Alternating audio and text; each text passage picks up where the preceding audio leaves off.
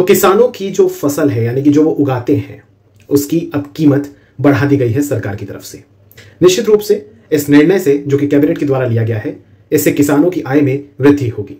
तो किस तरीके से एमएसपी को बढ़ाया गया है कई फसलों पर, उसको आपको मैं संक्षेप में बताता हूं।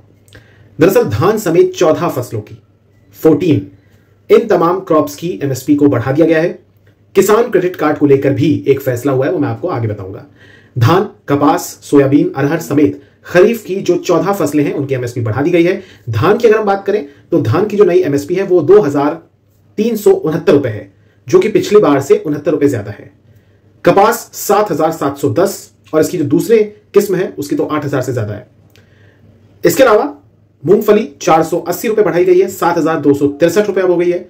रागी की कीमत एमएसपी जो किसान को मिलेगी वो है 4886 रुपए और अरहर, जो अरहर की दाल हम लोग खाते हैं, उसकी 8000 रुपए कर दी गई है एमएसपी।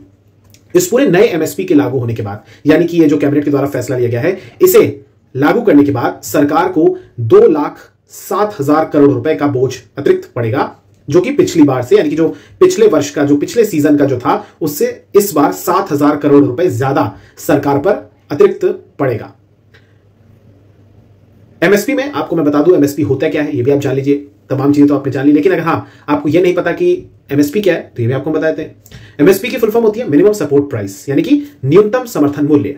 ये गारंटी होती है जो कि सरकार की तरफ से दी जाती है कि आपके बाजार में भले ही कीमतें कम हो रही हो, लेकिन हम ये अमाउंट किसान को गारंटी करते हैं कि उसको मिलेगा, ताकि किसान को किसी भी तरीके से कोई आर्थिक समस्या का सामना करना ना पड़े। एमएसपी में कुल 23 फसलें आती हैं, जिसमें 7 प्रकार के अनाज हैं, गेहूं है, रागी है।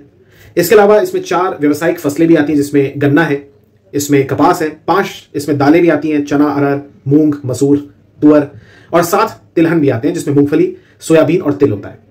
किसान क्रेडिट कार्ड को लेकर भी एक फैसला लिया गया है। उसके तहत ब्याज सब्सिडी योजना को आगे बढ़ाया गया है। किसान यानी कि केसीसी से 3 लाख रुपए तक का लोन 60% ब्याज पर ले सकते हैं, जो कि समय पर अगर किसान चुका देते हैं तो उन्हें फिर 3% तक का प्रोत्साहन भी मिलता है, यानी कि उसके बाद उन्हें 4% तक का ही ब्याज देना पड़ेगा।